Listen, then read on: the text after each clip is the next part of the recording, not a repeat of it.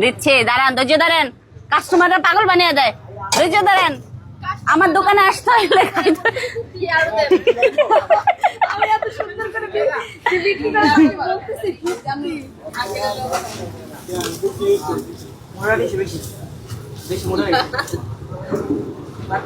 পরিমাণটা মনে আরেকটু বেশি, পরিমাণ কমে গেছে।